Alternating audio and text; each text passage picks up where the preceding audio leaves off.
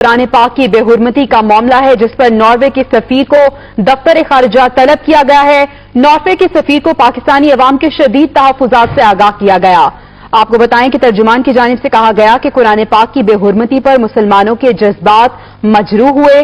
पाकिस्तान का नॉर्वेजियन हुकूमत से जिम्मेदारों को कटहरे में लाने का मुतालबा भी किया गया है। कुरान पाक की बेहुरमती का ये मामला है जिस पर नॉर्वे के सफीर की दफ्तर खारिजा तलबी हुई है। तर्जुमान की जानिब से कहा गया कि पाकिस्तानी अवाम के शदीद तहफ्फुज़ात हैं। कुरान पाक की बेहुरमती पर मुसलमानों के जज्बात मजरूह हुए हैं। अदील बड़ाइच हमारे साथ मौजूद हैं, उनसे मजीद बात कर लेते हैं। जी अदील।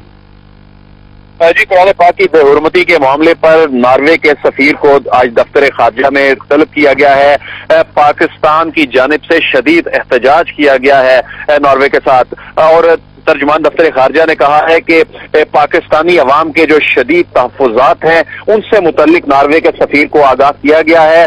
और तर्जुमान दफ्तर खारिजा ने कहा है कि नॉर्वे में कुरान पाक की बेहुरमती से 1 अरब 30 करोड़ मुसलमानों के जज्बात को ठेस पहुंची है और आजादी इजहार के नाम पर ऐसे इकदामात की इजाजत नहीं दी जा सकती। तो पाकिस्तान ने नॉर्वेजियन हुकूमत से मुतालबा किया है कि इस वाक़े के जिम्मेदारों को कटहरे में लाया जाए, और ओस्लो में जो पाकिस्तानी सफीर तैनात हैं उनको ये कहा गया है कि जो नॉर्वेजियन अथॉरिटीज हैं उनको पाकिस्तानी अवाम के गम और गुस्से का शुक्रिया आपका अदील बड़ाइच।